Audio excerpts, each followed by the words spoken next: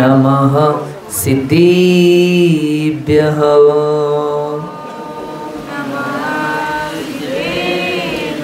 ॐ नमः सिद्धिभ्यः।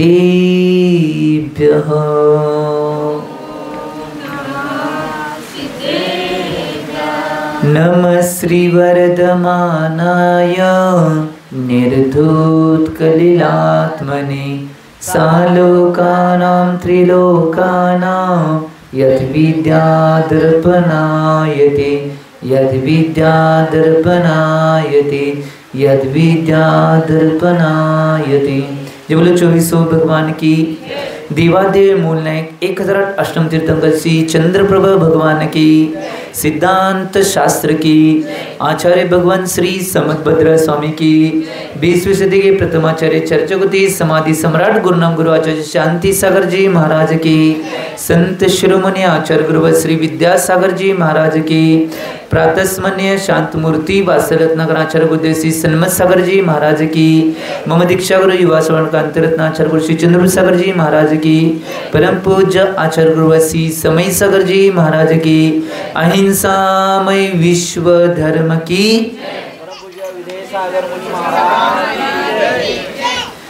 भव्य जी हो। आचार्य भगवान समदभद्र स्वामीजी चारित्र अधिकारामध्ये आचार्य भगवान समदभद्र स्वामीजी विरचित रत्नकंडक श्रावकाचार्यजी या ग्रंथाची वाचन चालू आहे आणि त्यामध्ये चारित्र अधिकार आचार्य भगवान सांगत आहेत। कालच्या भागामध्ये आचार्य भगवंतांनी निश्चित रूपानं चारित्राचे जे भेद आहेत, सकल चारित्र आणि विकल चारित्र, ते कोणाकोणाचं असते त्याचं सगळं विश्लेषण कालच्या भागामध्ये दिलं। आज निश्चित रूपानं परत त्याच्यानंतर आचार्य भगवंतांनी श्रावकाचार्यचे भेद म्हणजेच जे एक नाही अनुवृत्त रूपामध्ये एक नाही जे चारित्र आहे त्याचं निश्चित रूपानं कथन केलं होतं। म्हणजे जे विकल चारित्र आहे अनुवृत्त रूप त्याचं वर्णन केलं होतं की ते 5, 3 आणि 4 भेदानं निश्चित रूपानं 3 प्रकारचं आहे। म्हणजे अनुव्रत, गुणव्रत आणि शिक्षाव्रत रूपामध्ये 3 प्रकारचं याचं वर्णन केलं होतं। आणि आज आचार्य भगवान अनुव्रतांचं स्वरूप सांगणार आहेत की अनुव्रत काय आहेत, अनुव्रतांचं सिस्टीम काय आहे हे सांगणार आहेत। पहिला गाथा कंठस्थ करून आणि आचार्य महाराजांनी काय सांगितले ते बघूया। प्राणातिपात वितत प्राणातिपात वितत व्याहारास्तेय काम मूर्छेभ्य व्यवहारास्तेय काम मूर्छेभ्य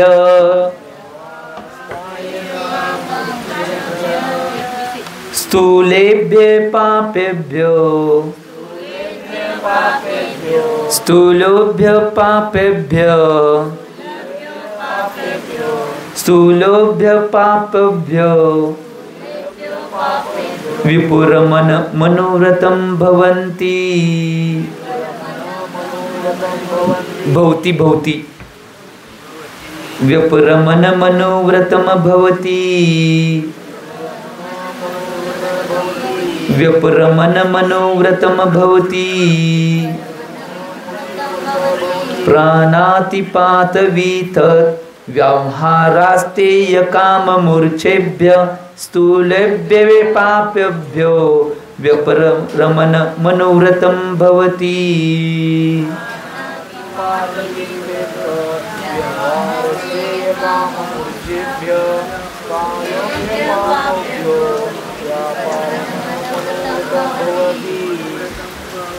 आचार्य भगवान समदभद्र स्वामीजी अनुव्रताचं स्वरूप सांगल्यात की अनुव्रत निश्चित रूपानं काय आहे, की निश्चित रूपानं अनुव्रताची सिस्टीम काय आहे हे सांगाल्यात की प्राणातिपात विथत व्यवहारास्तेय काम मूर्छेभ्य स्थूलेभ्य पापेभ्यो व्यपरमन मनोव्रतं भवति।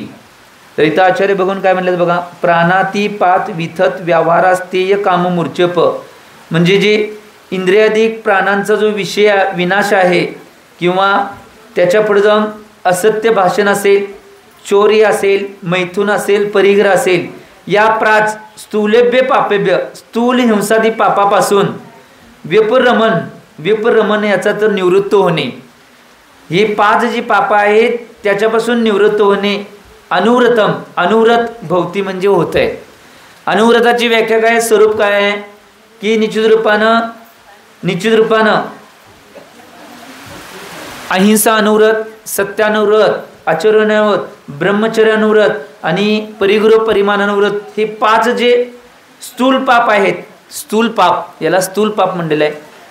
ते मी 5 व्रतांची नावं सांगितली, तर ते 5 पापांच्या पासून निश्चित रूपानं निवृत्त होणे याला अनुव्रत म्हणलेलं आहे. म्हणजे हे 5 अनुव्रत प्राप्त होतात. कुठली, अहिंसा अनुव्रत, सत्यानुव्रत, आचरणानुव्रत, ब्रह्मचर्यानुव्रत आणि परिग्रह परिमाणानुव्रत, हे 5.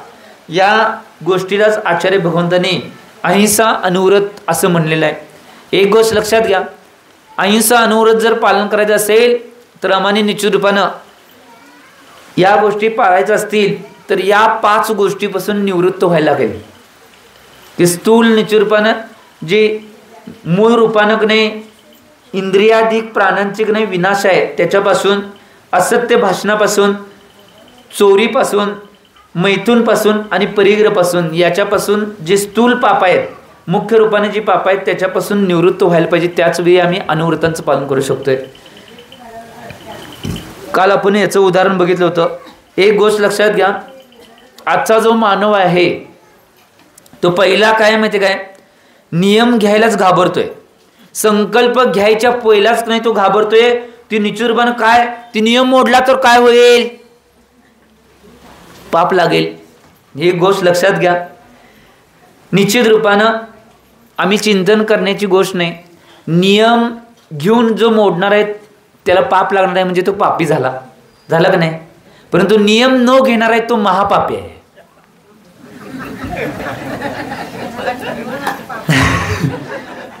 काय म्हणलो, नियम घेऊन मोडल्यावर पाप लागणार आहे म्हणजे तो पापी झाला का नाही. आणि जो नियम घेणार नाही तो महापापी आहे. म्हणजे एक गोष्ट लक्षात घ्या, आम्ही त्या गोष्टीत पडल्याशिवाय आम्हाला कळणार नाही हो काय आहे. मग नियम घेऊन मोडले तर परत निश्चित प्राचित गुण त्या परत नियमामध्ये, त्या व्रतामध्ये आम्ही दृढ होऊ शकतोय. परंतु नियमच घेणार नाही, पाप लागतंय, घेणार नाही मी, मग महापापी व्हा. चिंतन करा या गोष्टीचं. खरं सांगाले या गोष्टी महत्वाच्या आहेत. आम्ही चिंतन, आज बरेच लोक हे चिंतन करतात की जर नियम घेऊन मोडणार असेल तर पाप लागणार असेल तर कशाला घ्यायचं, मग महापापी व्हा. काय त्याला फरक पडणार नाही. एक गोष्ट लक्षात घ्या, ते महापापी होण्यापेक्षा नियम घेऊन कधी कधी चुकून आपण काटेकोर पालन करण्याचा प्रयत्न करायचा. परंतु कधी कधी दोष लागले, मोडलं समजा, निश्चितपणे परत प्रायश्चित घेऊन आपण दृढ होऊ शकतोय ना. ही गोष्ट महत्वाची आहे. त्यामुळे चिंतन करा. या सगळ्या गोष्टीचं चिंतन आम्ही आमच्या जीवनामध्ये करणं आवश्यक आहे. कारण की एक गोष्ट लक्षात घ्या, आम्ही जीवनामध्ये सगळ्यात 2 गोष्टी महत्वाच्या आहेत. जीवनामध्ये एक नाही, संसारामध्ये, या संसारामध्ये जन्मासारखं दुःख नाही आणि मरणासारखी भीती नाही. काय म्हणलो बघा मी, या संसारामध्ये जन्मासारखं दुःख नाही आणि मरणासारखी भीती नाही. 2 गोष्टी लय महत्वाच्या आहेत. त्या गोष्टी आम्ही सारखं वारंवार कायम करलोय, त्या गोष्टीला भीन झालोय आणि नियम घ्यायला तेवढं भ्यालोय. हे मोडला तर पाप लागतं. काय भ्यायचं आहे. एक गोष्ट लक्षात घ्या, सगळ्यात जास्त दुःख जन्मामध्ये आहे, सगळ्यात जास्त भीती मरणामध्ये आहे.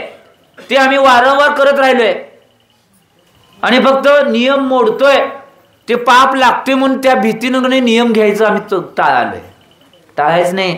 जेवढे निश्चित रूपानं नियम आम्हाला घेता येतील, जेवढं पाळता येईल तेवढं पाळण्याचा प्रयत्न करा. पुढे जायचा प्रयत्न करायचा, मागे यायच नाही हो. संसारामध्ये निश्चित रूपानं नियम न घेता राहणे म्हणजे संसारात आणि डुबणेच आहे. आणि जो व्यक्ती संसारात नियम घेऊन एक एक नियम घेत पुढे जाणार आहे तो निश्चित रूपानं संसारातनं वर येणार आहे. ही गोष्ट लक्षात घ्या. मग तुम्हाला डुबायचं आहे का वर जायचं आहे. वर म्हणजे मोक्षाला हो. तुम्हाला काय वाटलं, दुसरं काय सांगाल नाही. एक गोष्ट लक्षात घ्या, आम्हाला या गोष्टीत जर सगळ्या गोष्टी करायच्या असतील तर याचं चिंतन निश्चित रूपानं करणं आवश्यक आहे. कारण की बघा, एक गोष्ट लक्षात घ्या, आम्ही आमच्या जीवनामध्ये सगळ्या गोष्टींचं चिंतन, सगळ्या गोष्टी करू शकतोय. परंतु एक गोष्ट सगळ्यात महत्त्वाची आहे की आम्ही आमच्या जीवनामध्ये नियम घेणं सगळ्यात आवश्यक गोष्ट आहे. अनुव्रतांकडे जाणं ही पुढची गोष्ट आहे हो. पहिला अनुव्रताकडे आणि महाव्रताकडे जाण्यासाठी छोटे छोटे नियम आवश्यक आहे. मी म्हणलोच, आजची छोटी मुलं आहेत तीच भविष्यात मोठी मुलं बनतात आणि आजचे छोटे छोटे नियम आहेत तीच भविष्यात अनुव्रत आणि महाव्रत बनतात. म्हणून नियम घ्यायला पाहिजे आम्ही. आणि असंच किती वेळ संसारात काय किती काळामध्ये फिरत राहणार, अनादी अनंत काळापासून फिरत राहिलोय आणि फिरायचंय काय, फिरायचंय मज्जा यायला, चांगलं वाटलंय सांगाले हो, हे सगळं चांगलं वाटलंय. दुःख कष्ट सगळ्या गोष्टी खाणं पिणं या सगळ्या गोष्टी चांगल्या वाटल्यात. हे जर निचुरबानं फेडायचं असेल या गोष्टीला आणि या चक्रव्यूहाला तोडायचं असेल तर सगळ्यात मोठं निचुरबानं कुठलं रामबाण उपाय, 3 तिकीट. चक्रव्यूहाला तोडायचं असेल तर पहिलं तिकीट आहे मिथ्यात्व सोडून सम्यक्त्वामध्ये येणे. दुसरं तिकीट आहे निश्चित रूपानं सम्यक्त्वासहित अनुव्रतांना पालन करणे. आणि तिसरं तिकीट आहे सम्यक्त्वासहित महाव्रतांना पालन करणे. हे 3 तिकीट आहे त्या चक्रव्यूहाला, संसारूपी चक्रव्यूहाला तोडण्याचं. हे तोडायचं असेल तर या निश्चित रूपानं 3 तिकिटापैकी एक कुठला बाण मारा. एक बाण मारत जावं, होते तुटते आपोआप ते संसारूपी चक्र. आम्ही याचं चिंतन करणं आवश्यक आहे. त्यामुळे एक गोष्ट लक्षात घ्या, या गोष्टीचं चिंतन मनामध्ये आम्ही करणं आवश्यक आहे. कारण की एक गोष्ट लक्षात घ्या, जीवनामध्ये जोपर्यंत आम्ही का नाही संसारामध्ये जोपर्यंत का नाही सुखी होण्याच्या मार्गावर आम्ही चालण्याचा प्रयत्न करणार नाही तोपर्यंत सुख कधीही भविष्यामध्ये आम्हाला येणार नाही. आत्ताच ना मार्गावर चालायला भीत असेल, आम्ही त्या मार्गावर जायला भीती वाटत असेल तर निश्चितपणे आम्ही ध्येय गाठायचं आहे ते केव्हा गाठणार हो, म्हातार झाल्यावर. तेव्हा काय करायला येत नाही, हातात काठी येते, चालायला येत नाही, बसायला येत नाही, सगळ्या गोष्टी ले काय का होत्यात सांगाले हो. त्याच्या आधी जेवढं नाही अजून सगळं व्यवस्थित आहेत अवयव, तोपर्यंत निश्चितपणे जेवढं काय काय पालन करता येईल तेवढं करण्याचा प्रयत्न करा. जेवढा धर्म करता येईल तेवढं करण्याचा प्रयत्न करा. आणि मी मागे सुद्धा सांगितले, धर्म 55 से नहीं बचपन से करना चाहिए. आचार्य भगवान विद्यासागर महाराज म्हणतात, धर्म 55 से नहीं बचपन से करना चाहिए. कारण की का त्या बचपन लहान वयापासून नाही तुमच्यामध्ये एवढी शक्ती विराजमान असते, ते धर्माचं सगळं पालन, धर्माचे सगळे संयम, सगळे नियम आणि तप संयम आदी सगळ्या गोष्टी पालन करण्याची शक्ती त्या निश्चितपणे वयामध्ये असते. म्हणून त्यावेळीपासून आम्ही धर्म करणं आवश्यक. आमच्या दक्षिण भारतामध्ये काय झाले माहिती काय, एक रीत पडून गेल्या. रीत काय, बारक्यांनी कुणी धर्म करायचं नाही, म्हातारा झाल्यावर धर्म करायचं म्हणून. तेव्हा काय येत नसते. काय झालं माहिती काय, आमचे आचार्य महाराज एक उदाहरण सांगायचे, सन्मत सागर महाराज. काय झालं माहिती काय, एका गावामध्ये निश्चित रूपाने एक महाराजजी गेलते आणि एक व्यक्ती होता. त्या व्यक्तीला म्हणले, अजून त्या व्यक्तीचं लग्न व्हायचं होतं आणि त्या व्यक्तीला म्हणले काय संसारामध्ये आणि प्रपंचामध्ये सुख नाही, त्याशिवाय लग्न करू नको, दीक्षा घे. महाराज जरा लग्नाचं सुख भोगतो आणि मग परत येतो की. आणि योगायोगानं महाराज बाजूला गेले आणि लग्न झाले की हो. लग्न झाल्यावर का नाही मग परत महाराज आले. आता त्यावेळी म्हणले लग्नाचं सुख जरा भोगतो आणि मग घेतो. मग महाराज म्हणले आता तर दीक्षा घे. अहो लग्न झाले, आता एक मुलगा व्हायला पाहिजे की, त्या मुलग्याचं सुख भोगतो आणि मग येतो. मग परत नंतर महाराज म्हणले ठीक आहे, हे काय ऐकणार आहे की नाही कुणास ठाऊक म्हणले, कशाला गेले महाराज. परत एक नाही 2 मुलं झाली, एक मुलगा एक मुलगी झाले. परत महाराज आले, आता झाले मुलगा मुलगी झाले, सगळं लग्न झाले, सगळं सुख भोगला जाता तर दीक्षा घे. महाराज त्या मुलग्याने मुलगीचं लग्न करायला नको, ते सगळं बघायला पाहिजे. मग ठीक आहे म्हणले, महाराज सोडून दिले. परत त्यानंतर थोड्या काळानंतर मुलगा मुलगीचं लग्न बी झालं. त्यावेळी महाराज म्हणले दीक्षा, त्यावेळी हातात काठी घेऊन आजोबा होते. महाराज आता कसं दीक्षा घेऊ, हात हलत्यात, पाय हलत्यात. अशी अवस्था झाल्यावर कधी होणार आहे धर्म? 3 काळात होणार नाही. एक गोष्ट लक्षात घ्या, ज्यावेळी नाही आपल्याला संधी मिळणार आहे, आमचं शरीर साथ देणार आहे, त्याच वेळी धर्माच्या क्रिया आम्ही करणं आवश्यक आहे. आणि त्याच वेळी जेवढा धर्म करणार आहे तेवढा धर्म आमच्यावर येणार आहे. आणि या जीवनामध्ये किती पैसा मिळवा, काय करणार आहे करा, तुमचा कुठं पुतळा लावणार नाहीत का? लावणार आहेत, कुणाचं लावणार नाहीत. आणि जरी लावला तर थोड्या काळापुरता असणार, दुसरा कोणतर मोठा निर्माण झाला त्याचा पाडणार, तो लावणार. असंच आहे हे जगाची रीत. त्यामुळं त्याच्यापेक्षा एक गोष्ट लक्षात घ्या, भविष्यासाठी नाही आपल्या कल्याणासाठी काय आहे तो निश्चितपणे करा. धर्म अधर्म पाप पुण्य या गोष्टी काय आहेत या करण्याचा प्रयत्न करा ना. म्हणजे पाप करू नका, अधर्म करू नका. धर्म आणि पुण्य करण्याची गोष्ट जीवनामध्ये जेवढी करता येईल तेवढं करण्याचा प्रयत्न करा. ही गोष्ट महत्त्वाची आहे. आणि एक गोष्ट लक्षात घ्या, जीवनामध्ये सगळ्यात महत्त्वाची बाब, आता पुढच्या गाथेमध्ये आचार्य भगवान अहिंसा अनुव्रताचं स्वरूप सांगणार आहेत की अहिंसा अनुव्रत कसं पालन करायचं. एक गोष्ट लक्षात घ्या, आज निश्चितपणे या गोष्टीवर आम्ही चिंतन आणि मनन करणं आवश्यक आहे की अहिंसा कशा पद्धतीने पाळली जाते आणि अहिंसेचं निश्चितपणे काय स्वरूप आहे हे पुढच्या गाथेमध्ये सांगतात. पहिला गाथा कंठस्थ आणि आचार्य महाराजांनी काय सांगितले ते पाहूया. संकल्पात कृतकारित,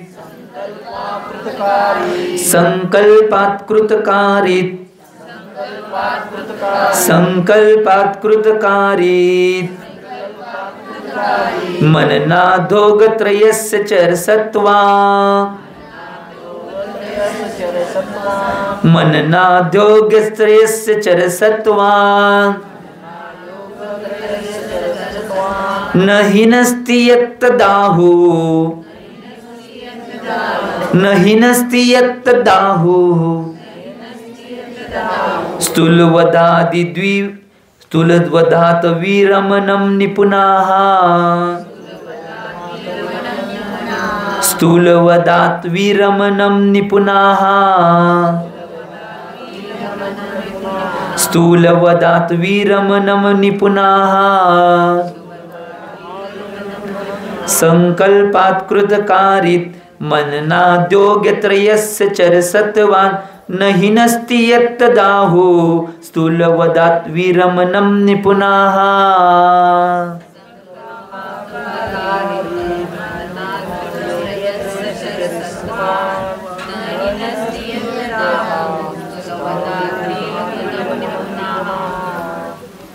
एक गोष्ट लक्षात घ्या, आम्ही याचं चिंतन करणं आवश्यक आहे की आचार्य भगवान काय सांगायलेत की आचार्य भगवान अहिंसा अनुव्रताचं स्वरूप सांगायलेत की अहिंसा अनुव्रत आम्ही पालन करणं आवश्यक आहे. कशा पद्धतीनं त्याचं स्वरूप काय आणि कसं पालन करायचं. संकल्पात कृतकारित, मन्ना दोग त्रयस्य चरसत्वान, न हिनस्ति यत्तदाहु, स्थूल वदात वीरमणं निपुणाः. इथं आचार्य भगवान काय म्हणल्यात, योग त्रयस्य म्हणजे योग त्रयस्य म्हणजे मन वचन आणि काय याने, त्रयस्य म्हणजे 3, योग म्हणजे मन वचन काय याच्या चंचलतेला योग म्हणतात. मन वचन काय याने संकल्पात, संकल्पी हिंसाचा आश्रय घेऊन, संकल्पी हिंसा म्हणजे काय माहिती काय, ठरवून नाही मारणे किंवा हिंसा करणे, ठरवून. आता मी याला मुस्काट लावतो म्हणून ठरवायचा नाही, लावायचं नाही, लावतो म्हणलेत बघा, ठरवायचं आणि लावायचं म्हणले, हुशार गिजवणे, लावायचं नाही म्हणा की. तर अहिंसा अनुव्रतचं कथन चालू आहे.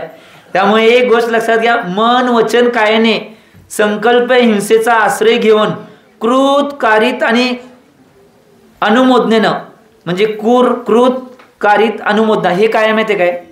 एक गोष्ट लक्षात घ्या, कृत कारित अनुमोदन काय माहिती काय. आता मन वचन बी सांगून येतो, कृत कारित अनुमोदन बी सांगतो. मन वचन, मन म्हणजे मनात विचार करणे त्या हिंसेविषयी, वचन म्हणजे बोलणे आणि काय म्हणजे स्वतः क्रिया करणे, याला मन वचन काय म्हणतात. आता संकल्प हिंसा म्हणजे काय, ठरवून हिंसा करणे किंवा ठरवून मारणे, याला संकल्प हिंसा म्हणतात. कृत कारित अनुमोदन म्हणजे काय, कृत म्हणजे स्वतः करणे, कारित म्हणजे दुसऱ्याला करायचं, तू कर मी आहे पाठीशी, याला कारित म्हणतात. आणि अनुमोदना म्हणजे काय, बरीच जण करले तिथं सगळी मिळून तिथं बघत बसायचं किंवा अनुमोदन द्यायचे. हा चांगलं आहे, चांगलं आहे. काय हे कृत कारित अनुमोदन कसं कवाडले घडते माहिती काय, महिला जवळ TV बघायला बसतात नाही. समजा 4 दिवस सासूची मालिका लागली, समजा सांगाले, आता सासू असणार आहे ती रोहिणी हाटीकंडेखंड आणि सून असणार आहे ती अनुराधाखंड. घोळ उठलाच की, ही तिला मार म्हणणार आहे, कृत कारित अनुमोदन सगळं एकावेळी होते बघा. याला कृत कारित अनुमोदनचं उदाहरण सांगितलं.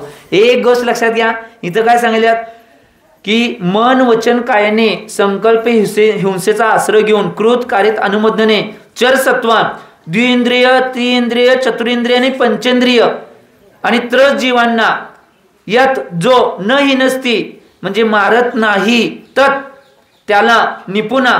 निपुणा म्हणजे कोण, एक गोष्ट लक्षात घ्या, निपुणा म्हणजे त्याला जे हिंसादी वीरती व्रत व्रतामध्ये विचार ठेवणारे आहेत त्याला स्थूल वधात स्थूल हिंसा से स्थूल हिंसापासून वीरमनम विरक्त होणे आऊ म्हणलेलं आहे. म्हणजे याला अहिंसा अनुव्रत म्हणलेलं आहे. स्थूल हिंसेपासून विरक्त होणे या गोष्टी कुठल्या करायच्या नाहीत. मन वचन कायेनं मनात ठरवून कृत कारित अनुमोदनेनं द्विंद्रिय तींद्रिय चतुरेंद्रिय पंचेंद्रिय आणि त्रत जीवांना मारायचं नाही. याला म्हणतात अहिंसा अनुव्रत. ही गोष्ट लक्षात घ्या. एक गोष्ट लक्षात घ्या, आम्ही या गोष्टीचं चिंतन करणं आवश्यक आहे. आम्ही या सगळ्या गोष्टीचं निश्चितपणे चिंतन जर केलं आणि त्या गोष्टीचं चिंतन जर केलं तर निश्चितपणे सगळ्या गोष्टी करेल. एक गोष्ट लक्षात घ्या, बऱ्याच आम्ही गोष्टीत चिंतन करणं आवश्यक आहे. एक उदाहरण, आता जे सगळ्या घटना घडाल्यात त्याच आयुष्यातलं की नाही अहिंसा अनुव्रताचं उदाहरण देतो मी प्रस्तुत करतो. प्रतिमानुयोगमध्ये एक उदाहरण येते. प्रतिमामध्ये एक नाही निश्चित रूपाने एक असं उदाहरण येते की एका जंगलामध्ये एक हत्ती होता. कारण की हत्तीचा विषय लय चालू आहे हो. तर जंगलामध्ये निश्चित रूपानं एक हत्ती होता. प्रतिमानुयोगमध्ये एक विषय येते की किती निश्चित रूपानं त्या जीवाला सुद्धा की नाही पंचेंद्रिय जीवाला काय काय गोष्टी कळत असते ते हे मला सांगायचं आहे. आणि तो किती सावध्य गोष्टी पाळत असतोय या गोष्टी सांगायचं आहे. की प्रतिमानुयोगमध्ये हे उदाहरण आलेलं आहे की जंगलामध्ये एक हत्ती होता आणि तो आपल्या कळपामध्ये देऊन राहायचा. आणि काय झालं माहिती काय, एक दिवस अचानकच त्या जंगलामध्ये सगळी सुभिक्षता होती आणि अचानक जंगलाला चारी दिशेनं आग लागायला चालू झाली. आग लागायला चाललेलं सगळे प्राणी इकडं तिकडं पळायला लागल्यात.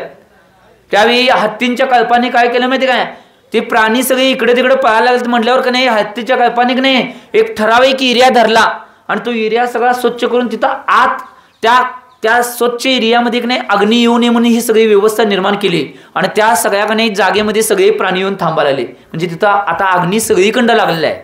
जर निश्चित रूपाने या गोष्टी जर केल्या नसत्या त्या हत्तींच्या जीवाला किती कळते बघा. त्यांनी सगळी व्यवस्था बनवली आणि सगळे प्राणी तिथे येऊन थांबले. बरेच प्राणी आले. बरेच प्राणी त्या नाही जे आग लागलेली आहे त्या आगीपासून वाचण्यासाठी त्या ज्वालेपासून आपल्या प्राण्याला वाचवण्यासाठी सगळी इकडे तिकडे सैरावऱ्या पाहिल्या. त्यांना दिसलं की अशी जागा मोकळी आणि तिथं आग येणार नाही. सगळे प्राणी तिथे यायला लागले. आणि काय झालं माहिती काय, एक हत्ती असा होता तिथं. तो एक हत्ती की नाही सगळ्या गोष्टी पूर्ण करून नाही शेवटच्या समयाला त्या का नाही जागेमध्ये यायला गेला तो. आणि त्यावेळी सगळी प्राणी बरी चालते आणि तो आत आला. सगळे पाय आत ठेवलेले, एक पाय उचलून आत ठेवायचा होता. तोपर्यंत त्याच्या हत्तीच्या लक्षात आलं की जिथं तो पाय ठेवणार आहे तिथं ससा येऊन बसलाय. ही लक्षात आल्यानंतर त्या हत्तीनं खाली पाय ठेवला नाही. तसाच पाय वर, जोपर्यंत ती अग्नी विझत नाही त्याला कालावधी लागला 3 दिवसाचा. 3 दिवस हत्तीनं पाय वर खाली घेतला नाही. पाय तसाच वर धरला अंतराळी. कारण की मी जर पाय खाली घेतला तर तो खाली जो जीव आहे ससा तो मरेल म्हणून त्या हत्तीनं पाय तसाच वर ठेवला. आणि 3 दिवसानं ज्यावेळी अग्नीची जी प्रचुरता होती ती सगळी नष्ट झाल्यानंतर ज्यावेळी सगळे प्राणी सैरावरे झाले ते ससा सुद्धा तिथं निघून गेला. हत्ती पाय खाली गेला परंतु 3 दिवसाची जी स्टॅच्यू दिलेली अवस्था होती त्या अवस्थेत हत्ती तसाच कोसळला आणि त्याचं मरण झालं. एका छोट्याशा जीवाला वाचवण्यासाठी त्या हत्तीने निश्चितपणे आपला प्राण दिला परंतु त्या छोट्याशा जीवाला वाचवलं. परंतु पुण्याचा बंध काय असतोय, निश्चित रूपानं तो पुण्याच्या एवढ्या उदयामध्ये त्या एका जीवाला वाचवलेलं पुण्य एवढं लागलं की मगध राजा जो सैनिक होता त्याच्या राज्यामध्ये मंत्री मेघकुमारच्या निश्चित रूपानं नावानं तो जन्म म्हणून घेतला. मंत्री झाला तो. तिर्यंच्या प्राण्यामध्ये जन्म घेतलेला. नुसता एक स्थूल हिंसा जे निश्चित रूपानं वाचवला त्यानं की जी हिंसा होणार होती आणि मला माहीत असताना जर मी पाय ठेवला असतो तर ती संकल्पी हिंसा झाली असती. त्या अहिंसा अनुव्रताचं पालन किंवा अहिंसेचं पालन करण्यासाठी त्या हत्तीने निश्चित रूपानं 3 दिवस पाय तसाच ठेवला आणि तो मृत्युमुखी झाला. निश्चित रूपानं त्याला मनुष्य पर्यायाचा बंध झाला आणि तो मनुष्य बनला आणि साक्षात मंत्री बनला. किरकोळ व्यक्ती नाही, मेघकुमार नावाचा मंत्री बनला. आम्ही याचं चिंतन करणं आवश्यक. छोटे छोटे जीव आहेत किंवा प्राणी आहेत ते सुद्धा या गोष्टीचा विचार करतात. आम्ही तर साक्षात मनुष्य आहे. आम्ही जीवनात दिवसभरात ज्या ज्या क्रिया करतोय प्रपंचातल्या संसारातल्या तिथं नाही क्रिया करत असताना विचारपूर्वक सगळ्या विवेकपूर्वक क्रिया करायच्या. कुठल्याही जीवांना कधी माझ्याकडून कुठली इजा पोचू नये, कुठलाही जीव मरू नये ही भावना ठेवायची. त्यानुसार तुमची चर्या केला तर दिवसभरात अनंत अनंत जीवांना तुम्ही अभयदान देऊ शकताय. महिला तर लई, पुरुष जरा कमी. कारण की महिलांचं जे क्रिया आहेत की नाही, त्या क्रियात्मक नाही, जर विवेकपूर्वक जर क्रिया केला, नुसता एक विवेकपूर्वक क्रिया करायची बघा, पाणी जपून वापरायचं. अनंत अनंत जीवानं तुम्ही की नाही अभयदान रोजच्या रोज देऊ शकताय. नाहीतर पाणी आले की बदादात. आणि आम्हीच म्हणायचं, इथं स्वाध्यायाला आले की म्हणायचं, एका पाण्याच्या थेंबामध्ये 36,450 जीव विज्ञानानुसार आहेत. जैन शास्त्र सांगते असंख्य जीव आहेत, विज्ञान सांगते तुमचे 36,450, परंतु जैन आमचं आगमन सांगताय की एका पाण्याच्या थेंबामध्ये असंख्य जीव आहेत. जर समजा दिवसभरात एक बारडी जरी पाणी वाचवला तर अनंतानंत जीवांना अभयदान दिलेलं पुण्य तुमच्या खात्यावर पडेल. रोज दिवसभरात सगळ्या क्रिया करताना, गॅस सकाळी चालू करताना पहिला तुमचं काम काय असते? किस्सा हाकून जे आग लावायची ह्यांचं हो, जे पाणी तापवायला एकतर बंबात किंवा गॅसवर किंवा गिझरवर, सगळं माहिती आहे. सर गिझर बिझर काय सांगून लागलं गेस, तर सगळ्यात कुठलेही काय ते सगळ्यात काय आहे तेच आहे, त्याच्याशिवाय चालू होत. समजा सगळी गोष्ट करत असताना जर विचारपूर्वक केला, गॅस चालू करताना लायटर वाजवून करायचा, खाली कुठले कॉकरेज काय काय जीव रात्री बसले असले तर नुसता डायरेक्ट पेटवलं तर स्वाहा सगळ्यांचं झालं की तिथं. त्याच्या अधिक नाही त्या लायटर वाजवायचा वरनं, आणि मग ते सगळे जीव गेल्यावर बरोबर जीव जाते, तर लायटर वाजवल्या जीव लगे पळतात, मग गॅस पेटवायचा. गिझर चालू करत असताना तिथं बघायचं सगळं काय जीव आहेत काय, मग चालू करायचं. नाही पाण्यात सगळे जीव पडले असले आणि ते चालू केलं, झालं की काय केला. त्याच्यानंतर बंब असेल, बंबात तर काय काय जण नाही, जुनी गावाकडले लोक बंबात काय करतात मध्ये, दिवसभर जेवढं घरात सगळं लुटून काढले एका पुडीत गोळा करतात आणि ती पुडी बंबात घालतात, आणि सकाळी नुसता त्यात काय काय गेलं काय काय झालं बघा की. चिंतन करणं आवश्यक आहे, त्याला बघणं आवश्यक. किती जीवांना दिवसभरामध्ये अभयदान देऊ शकताय तुम्ही जर नुसता दिवसभरातल्या क्रिया विवेकपूर्वक केला. नुसतं दिवसभर जरी पाणी गाळून जर सगळं वापरला, जैनच आहे आम्ही गाळून घेतोय सोडा, परंतु गाळून असं घ्यायचं नाही की ती पार शोधणं, पार लाल भडक बाद होऊसपर्यंत फाटूसपर्यंत ते शोधणं, तेच त्याला काय स्वच्छ बी केलं नाही आणि काही बी नाही. पार ते एकदा गाळणं बांधले त्यात तुकडा, जोपर्यंत त्यातनं होल पडत नाही तोपर्यंत ते तसंच बांधून, असं होईल काय. त्याला वेळच्या वेळी निश्चित रूपानं त्या जीवांना अभयदानासाठी स्वच्छ करणं आवश्यक आहे. निश्चित रूपानं उरपाट करून त्या दुसऱ्या पाण्यामध्ये सोडून त्याला कधीतरी काढणं आवश्यक आहे. जीवानं सोडायची विधी दिदींनी सांगितली असेल. निश्चित रूपानं याचं चिंतन करणं आवश्यक आहे. आम्ही या गोष्टीचं चिंतन करणं आवश्यक आहे. दिवसभरात नुसतं विवेकपूर्वक जर क्रिया केलो तर बऱ्याच अहिंसा अनवरताचं आणि बऱ्याच हिंसेपासून आम्ही वाचू शकतो आणि बऱ्याच जीवांना अभयदान देऊ शकतोय. आज एक गोष्ट लक्षात घ्या, तुम्हाला कुठल्या जीवांच्या विषयी काय वाटत नाही, परंतु एक गोष्ट लक्षात घ्या, तुम्ही जगण्यासाठी किती जीव रोजच्या रोज आपल्या प्राणांचं बलिदान द्यायला. जर वायुकायिक जीवांनी जर तुमच्यासाठी बलिदान दिलं नाही तर तुम्ही श्वास घ्यायचं बंद करा की. वायुकायिक जीव आपल्या प्राण्यांचे आहुती द्यायलेत म्हणून तुम्ही जगालाय. जलकायिक जीव जर पाण्याची आहुती दिली नसती तर तुम्ही जगला असता. वनस्पतिकायिक जीव आपल्या प्राण्यांची आहुती दिली नसती तुम्ही जगला असता. कधी आयुष्यात कधी त्या प्राण्यांचं ज्यांनी आपल्यासाठी बलिदान दिलं त्यांचा आभार मानलाय? त्यांचे आभार मानायचे म्हणजे त्यांना सांगायचं आभार बाबा, आभारी वाचवल्याबद्दल, असं होत नाही. त्यांचे आभार मानणे म्हणजे काय, तसल्या बऱ्याच जीवांना दुसऱ्या जीवांना अभयदान देणे म्हणजे त्यांचा आभार मानणे. ही गोष्ट लक्षात घ्या, ही गोष्ट महत्वाची आहे. त्याच वेळी अहिंसा अनवरताचं पालन होणार आहे. त्याच वेळी मी अहिंसा पाळू शकतोय. एक गोष्ट लक्षात घ्या, नुसता अहिंसा एक हे तत्व घेऊन का नाही मोहनदास करमचंदजी गांधी यांनी भारत देशाला स्वातंत्र्य मिळवून दिलं. एक तत्वाच्या आधारे. जर आमच्या जैन आगमामध्ये 5-5 तत्व दिले, त्या सगळ्या तत्वांचं पालन केलं तर आम्ही कुठे जाऊ शकतो. देशाला एका तत्वावर आझादी मिळू शकते, 1-2 तत्वावर. अहिंसा आणि सत्य याच्या माध्यमातून देशाला स्वातंत्र्य मिळालं. आज त्यांची नोटोवर फोटो आहेत, गावांना नाव आहेत, नगरांना नाव आहेत, बऱ्याच गल्लींना नाव आहे, मार्गांना नाव आहे, कुठं कुठं प्रत्येक सरकारी ऑफिसमध्ये फोटो आहे. नुसतं 2 तत्वाची, जैन धर्मातल्या 2 तत्वांचं पालन त्यांनी केल्यावर एवढे निश्चित रूपानं महान ते बनले. आम्ही महान बनण्यासाठी काय करायचं नाही, आम्हाला सगळ्यात महान बनायचं आहे. महान म्हणजे तीर्थंकर ह्यासाठी करायचं आहे. ते महान बनण्यासाठी काय करायचं नाही. हे एक गोष्ट लक्षात घ्या.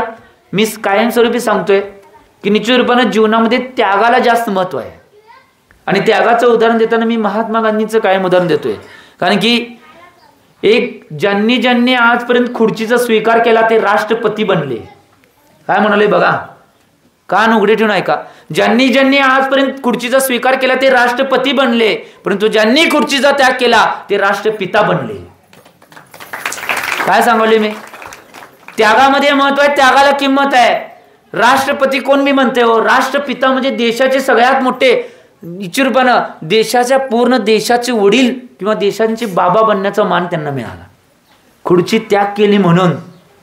त्यांनी खुर्ची स्वीकारली असते तर एवढ्या मोठ्या पदावर पोहोचली नसते. ही गोष्ट लक्षात घ्या. त्यामुळे त्यागाला लई महत्व आहे. जगामध्ये कुठल्याही क्षेत्रात जा, त्याग केल्यानंतर निश्चित रूपानं जी महत्व मिळणार आहे आणि जी किंमत मिळणार आहे ती निश्चित रूपानं भोगामध्ये आणि संसारामध्ये प्रपंचामध्ये 3 काळात मिळणार नाही. आम्ही सुद्धा तुमच्यासारखंच असं खाली बसत होतो. तुम्हाला बी माहिती आहे, तुमच्या इथं गावात मी पूर्वाश्रममध्ये ब्रह्मचर्य वेशामध्ये मी आलतो. तुमच्यासारखंच असंच खाली बसत होतो. निश्चित रूपानं ज्यावेळी त्याग केला, सगळ्या प्रकारच्या परिग्रहांचा त्याग करण्याची भावना झाली आणि दीक्षाची भावना झाली, त्यावेळी निश्चित रूपानं तिथनं उठून डायरेक्ट इथं आलो. त्यागाला किंमत आहे हे सांगायला. म्हणजे चिंतन करणं आवश्यक आहे. आज एक गोष्टीचा त्याग जरी करत गेलो, एक गोष्टीचा जरी नियम घेत गेलो तर भविष्यामध्ये आम्हाला सगळ्या गोष्टी सुखकर होणार आहेत ही गोष्ट लक्षात घ्या. म्हणून मी सांगले, जेवढ्या प्रमाणात आम्हाला त्याग करता येईल, जेवढ्या प्रमाणात या गोष्टीपासून वाचता येईल तेवढ्या प्रमाणात आम्ही वाचण्याचा प्रयत्न करणं आवश्यक आहे. नाहीतर एक गोष्ट लक्षात घ्या, आम्ही आमच्या जीवनामध्ये या सगळ्या गोष्टीचं चिंतन आणि मनन करणं आवश्यक आहे. कारण की एक जीवनामध्ये सगळ्यात महत्त्वाची बाब काय असेल तर अहिंसा ही सगळ्यात मोठं तत्व आहे. मी कायमस्वरूपी सांगतोय, तुम्हाला धर्मामध्ये सुद्धा जास्तीत जास्त पुण्याची प्राप्ती करून घ्यायची असेल, प्रत्येक धर्माची कुठलीही क्रिया तुम्ही धर्माची करा, त्या धर्माच्या क्रिया करत असताना अहिंसा डोळ्यासमोर ठेवून जर क्रिया केला तर पुण्य जास्त आहे. काय म्हटलं मी? प्रत्येक धर्माची क्रिया करत असताना त्या क्रियेमध्ये जर अहिंसा डोळ्यासमोर ठेवून जर तरी क्रिया केला तर सगळ्यात जास्त पुण्याची प्राप्ती तुम्हाला होणार आहे. आणि नुसता क्रिया म्हणून केला, अहिंसा डोळ्यासमोर ठेवलं नाही तर पुण्याची प्राप्ती बरोबर पापाची प्राप्ती सुद्धा आहे. हे चिंतन करा या गोष्टीचं. आम्ही कोणतीही क्रिया करत असताना अहिंसा डोळ्यासमोर ठेवूनच करायची आहे, ही गोष्ट लक्षात घ्या. जेवढ्या प्रमाणात आम्ही अहिंसा डोळ्यासमोर ठेवेन, जेवढ्या प्रमाणात अहिंसेचं पालन करेन तेवढ्या प्रमाणात पुण्य खात्यावर पडणार आहे, तेवढी विशुद्धी तुमच्या अंतरंगाची वाढणार आहे, ही गोष्ट लक्षात घ्या. या गोष्टीचं चिंतन मनन जीवनामध्ये करा, कारण की महत्त्वाची गोष्ट आहे. आता एक गोष्ट लक्षात घ्या, आम्ही आमच्या जीवनामध्ये या सगळ्या गोष्टी चिंतन मनामध्ये आणणं आवश्यक आहे. आता पुढच्या गाथेमध्ये अहिंसा काय हे कळलं तुम्हाला. त्याच्या पुढच्याच गाथेमध्ये आचार्य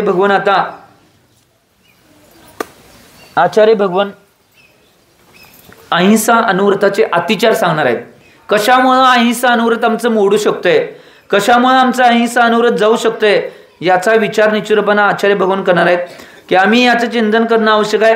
जर या गोष्टी केल्या तर आमचं अहिंसा अनुव्रत निघून जाऊ शकते. या गोष्टी करण्याचा प्रयत्न आणि पुरुषार्थ कधीच करायचं नाही. जेवढं टाळता येईल तेवढं टाळण्याचा प्रयत्न करा.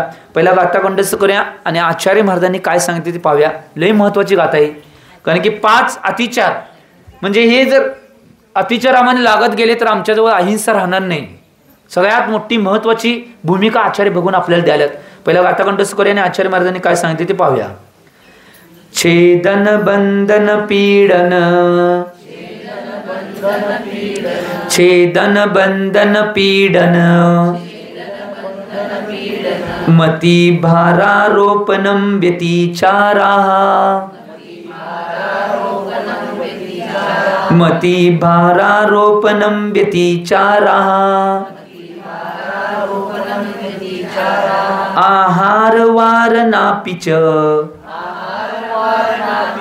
आहारवारणापि च,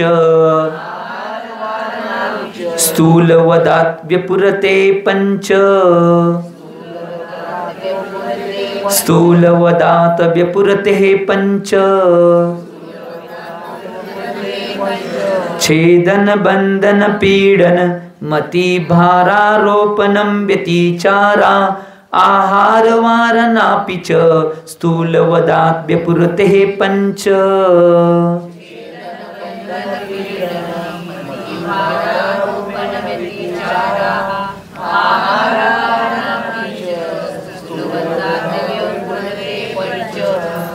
आचार्य भगवान इथं काय म्हणतात? आचार्य भगवान अहिंसा अनुव्रताचे अतिचार सांगायला की निश्चित रूपानं आम्ही आमच्या जीवनामध्ये याचं चिंतन करणं आवश्यक आहे की अहिंसा अनुव्रताचे अतिचार कोणते आहेत हे सांगायला. छेदन बंधन पीडन मती भारारोपण व्यतिचारा आहार वारनापीच स्थूल वदात विपृते हे पंच. हे 5 अतिचार आहेत. काय सांगायलात? पहिला अतिचार आहे छेदन, पहिले सांगितले. दुसरा अतिचार आहे बंधन. तिसरा अतिचार आहे पीडन. चौथा अतिचार आहे अतिभारारोपणम. अतिभारारोपण म्हणजे ज्याची कपॅसिटी आहे त्याच्यापेक्षा सांगतो सोडा. आणि शेवटचा आहे ते आहार वारणा. आहार वारणा नावाचा अतिचार आहे. काय काय आहेत हे बघूया. हे जे स्थूल वदात म्हणजे अहिंसा अनुव्रत जो पालन करणार आहे, जर या गोष्टीचं जर निश्चितपणे जीवनामध्ये जर त्याग केला नाही तर अहिंसा अनुव्रत राहणार नाही किंवा अहिंसा आमच्याजवळ राहणार नाही. पहिला बघूया छेदन. छेदन काय बघा. छेदन म्हणजे काय माहिती काय? मनुष्य किंवा तिर्यंचाचे कान नाक वगैरे अवयव यांचा छेद करणे याला छेदन नावाचा अतिचार म्हणतात. आता काय काय फायद्यासाठी निश्चितपणे सगळी गोष्टी करतात की जनावरांचे कान छेदणे, शिंग काढणे, या गोष्टी लई भयानक सगळं क्रिया त्या सया तापून त्या शिंगामध्ये घातल्या जातात. ते लहान असतानाच कने त्यांची चांगली वाढ आणि चांगल्या किमतीनं जाऊन दे म्हणून ते सगळं केलं जाते. काय करले आम्ही कुणास ठाऊक. आणि एक गोष्ट लक्षात घ्या, याच्यामध्ये का नाही देशी जी जनावरे आहेत, जी भारतीय वंशाची आणि भारतीय वंशामध्ये किंवा जातीवंत जी जनावरे म्हटले जातात देशी, त्या प्रजातींच्या विषयी ह्या सगळ्या गोष्टी केल्या जात नाहीत. त्यांची शिंग वाढलेले असतात, सगळ्या गोष्टी केलेल्या असतात. हे करतात कुठलं? विदेशी जे आणल्यात त्या गोष्टी. आचार्य भगवान विद्यासागर महाराजांनी सुद्धा बऱ्याच वर्षाच्या पाठीमागे सांगितलेलं की निश्चित रूपानं देशी प्रजातीने जे जाती आहेत त्यांचंच दूध, त्यांचंच ताक, त्यांचंच दही, त्यांचंच तूप खाणं योग्य असं आहे. बाकी जनावरांचं खाणे म्हणजे कॅन्सरला आमंत्रण आहे. बऱ्याच संघांनी सुद्धा या गोष्टी सगळ्या त्याग केल्यात. नाहीतर देशी नसतील तर म्हैशीचं खाल्लं तर चालेल, परंतु होस्टन जर्सी याचं दूध खाणे हे कॅन्सरला आमंत्रण आहे. आचार्य भगवंतांनी घोषणा केली बऱ्याच वर्षाच्या मागं, तरी सुद्धा आम्ही ऐकलो नाही.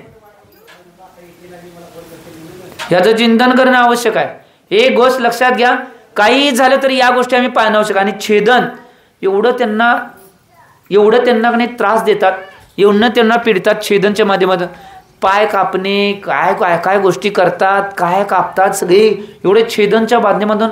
छेदन अहिंसा अनुव्रताला किंवा अहिंसा व्रताला का नाही निश्चरपणा सगळ्यात मोठा दोष आहे, अतिचार आहे याचा अहिंसेचा.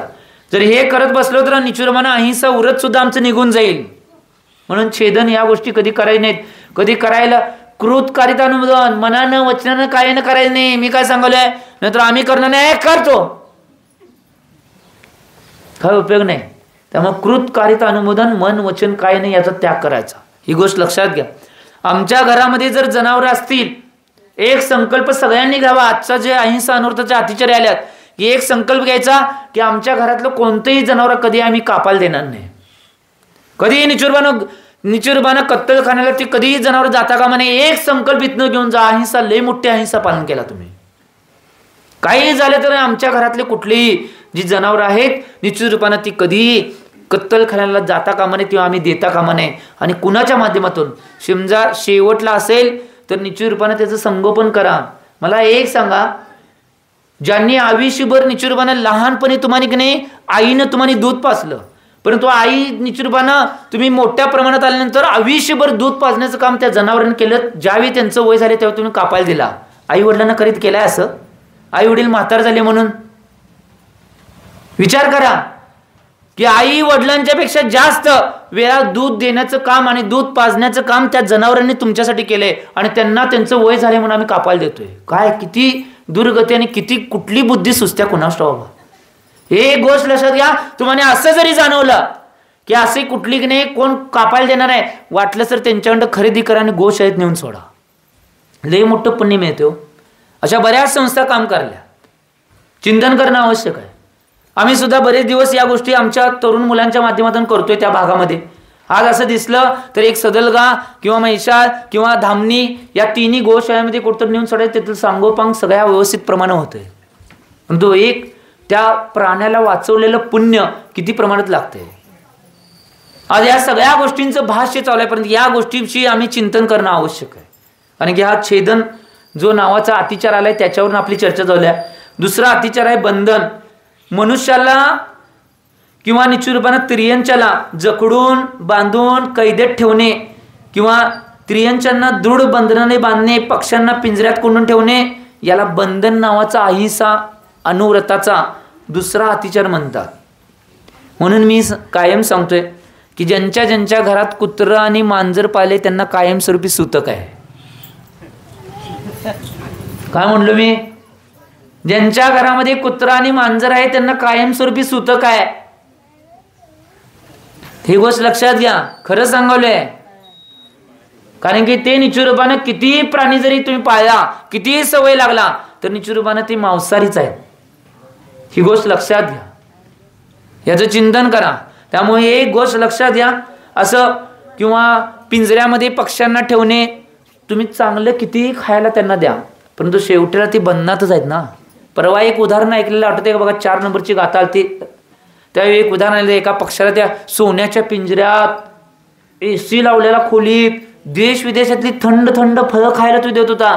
तरी त्या पिंजऱ्याला जेव्हा बोलायला आलं तेव्हा तो पिंजऱ्यात पक्षी काय म्हणते माहिती काय? माझ्या नातेवाईकांना काय निरोप द्या, मी बंधनात आहे आणि दुःखात आहे. एवढं सोन्याचं असून सुद्धा, फळं खायला मिळत असून, AC मिळत असून, एक गोष्ट लक्षात घ्या, तुम्हाला कधीतरी एका खोलीत कोंडून घातले तर सगळं देतो की आम्ही. एक 5 दिवस ठेवा की बघूया. एका खोलीत काय करूया माहिती काय? कोंडून घालायचं, थंड थंड फळं देतो, चांगलं चांगलं जेवण देतो, गुलाबजामुन, पुडी, कचोडी, सगळ्यात चांगलं पाणी देतो. ठेवूया की खोलीत कोंडून, बघूया काय होतंय. जमणार नाही महाराज, एक दिवस लय सांगाले तुम्ही. 5-6 ठेवला तर दार तोडून बाहेर.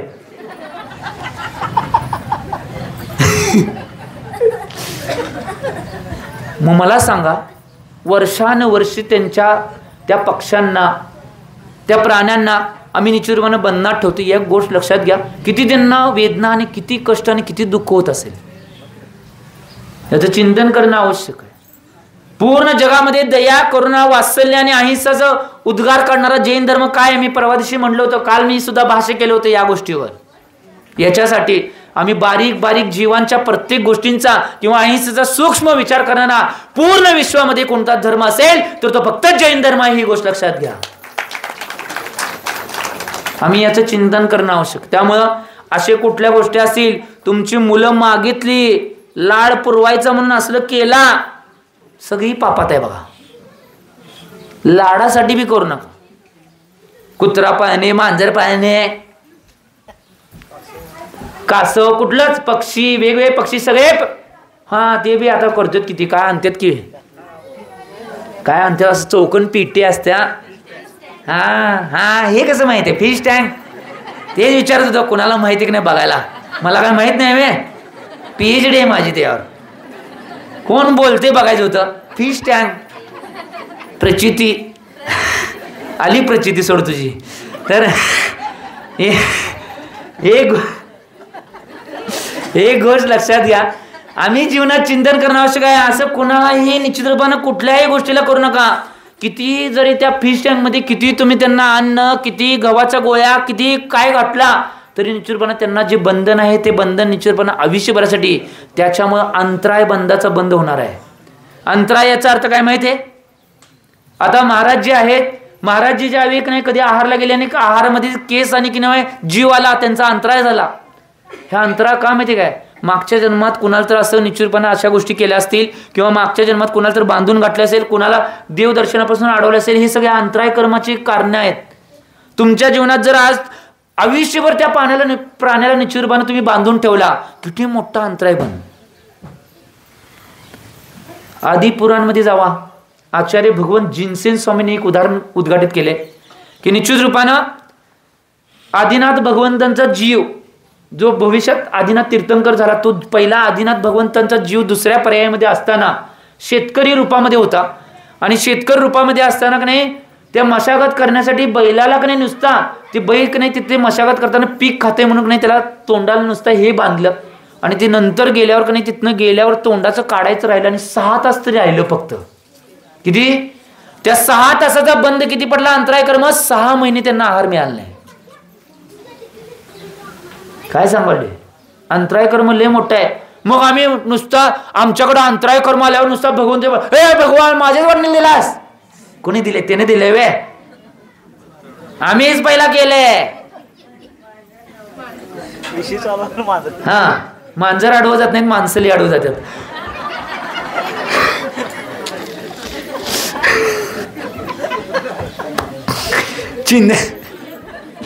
आम्ही या गोष्टीचं चिंतन करणं आवश्यक आहे, ही गोष्ट लक्षात घ्या.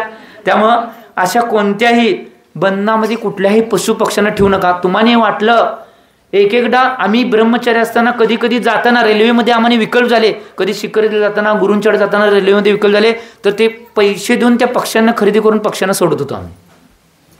आज जगातली एकमेव जैन धर्म एवढ्या निश्चितपणे पुढच्या अवस्थेला किंवा अहिंसेवादी एवढ्या सूक्ष्म विचार करणार आहे की जगातली एकमेव पक्षीशाळा कुणी काढली असेल तर जैन समाजानं काढलेली आहे. ती जयपूर राजस्थानमध्ये ती पक्षीशाळा आहे की बरोबर 1 एकरामध्ये पक्षीशाळा आहे.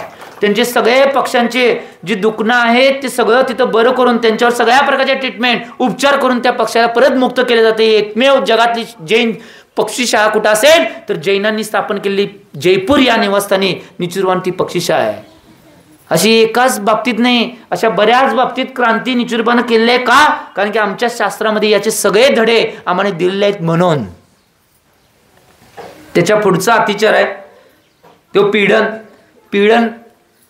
एक गोष्ट लक्षात घ्या, मनुष्य तिर्यंच्यांना लाता बुक्क्या चाबूक इत्यादींच्या द्वारे मारणे, त्यांना त्रास देणे, त्यांना पीडा देणे, याला पीडन नावाचा अतिचार म्हणतात. लगे मुलं बऱ्याच वेळा काय म्हणतात, आई मारत्या तवा, हा ते लगे बघाय नाही. शिक्षासाठी असेल, ज्ञानासाठी असेल, विनाकारण मारत असेल तर ते पीडन मध्ये येईल. मला माहित होतं काय बोलणार होता, बघितलंय मी लगेच.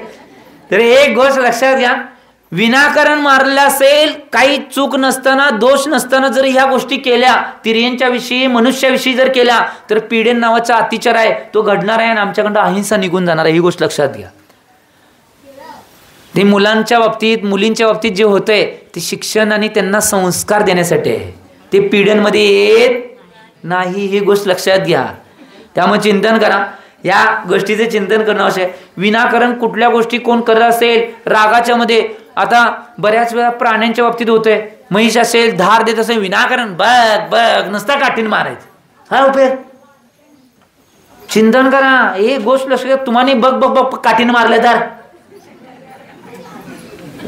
काठीनं मारायचं सोडा, चिमटा घेतला तर लगेच फान त्याची कानसाड लावताय. मारायचं तर लय काठीनं मारूसपर्यंत काठी तर देतीला घाच्यात हिसकावून घेऊन पळून जाणार.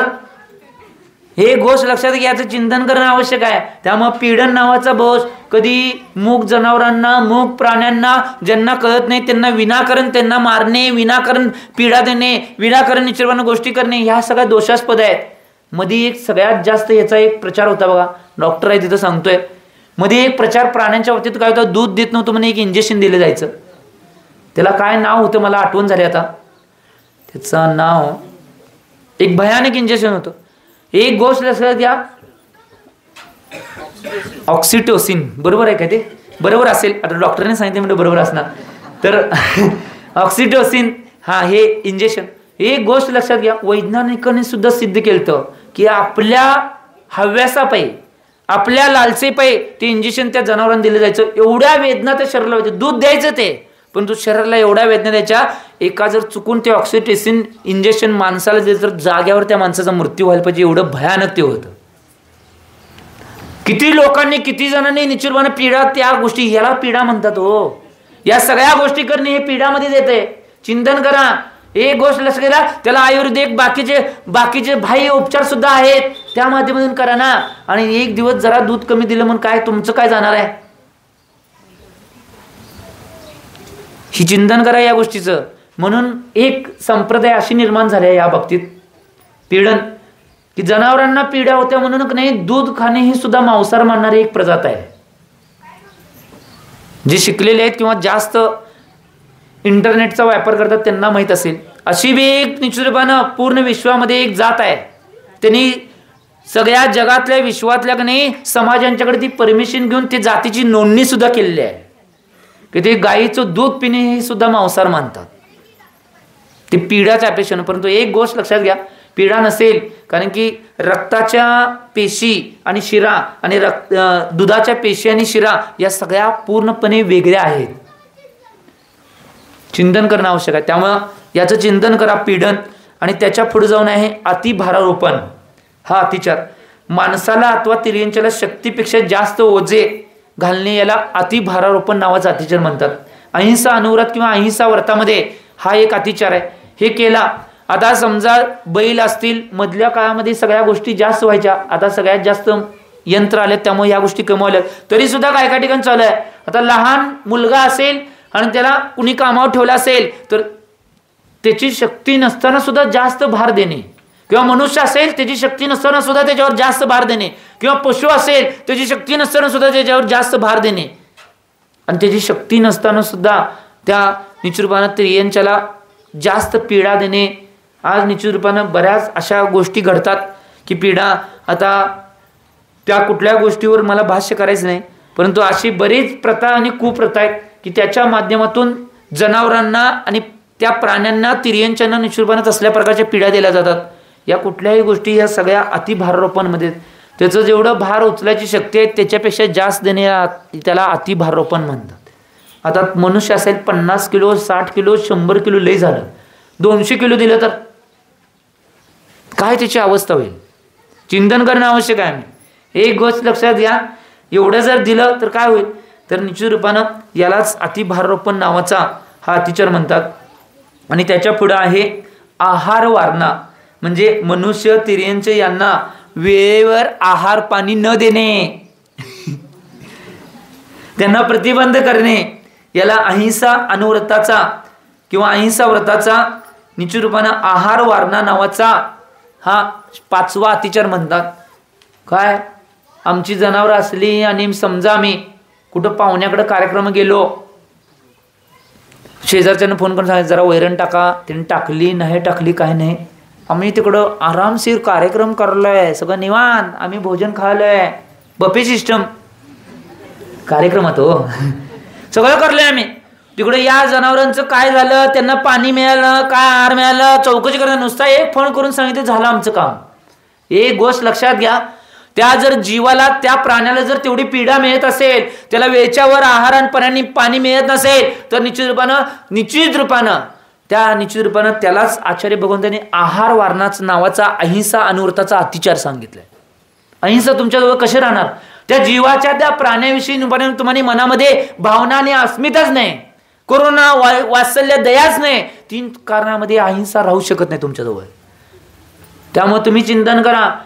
आणि जेवढ्या प्राण्यांना अशा गोष्टीत, उलट ज्या प्राण्यांना मिळत नाही अशा प्राण्यांना सुद्धा रस्त्यावर प्राणी दिसले तर त्यांना वेळच्यावर आहार पाणी देणे, या गोष्टी सुद्धा निश्चित रूपानं आहार वारणा याच्यापासून तुम्ही वाचू शकताय. तुम्हाला जर व्यवस्थित तुमचा अंतराय बाधा न येता सगळं जर व्यवस्थित अंतराय कर्म बांधलं तर नाही.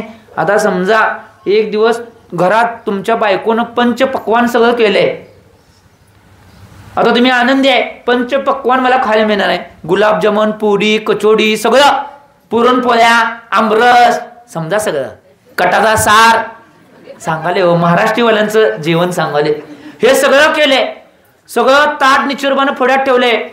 आता निश्चितपणे खायला बसणार आहे, हात बीत धुतलाय, सगळं शुद्धी केलाय, जाऊन ताटावर ज्यावेळी ताटाच्या पुढे पाठ ठेवलाय त्या पाटावर बसणार आहे, त्याच वेळी फोन येतोय, अमुक अमुक इकडं आहे, तो पाहुणा वारलाय, झालं, ते खायला मिळते. कशाला खाते तो, फोन ठेवला की चला, याला अंतराय कर्म म्हणतात. अशा कुठल्याही हे जे अतिचार आहे ते अतिचार निश्चितपणे केल्यानंतर अंतराय कर्म बांधणारच आहे की हो. कसं मिळणार, खायला 3 काळात मिळणार नाही.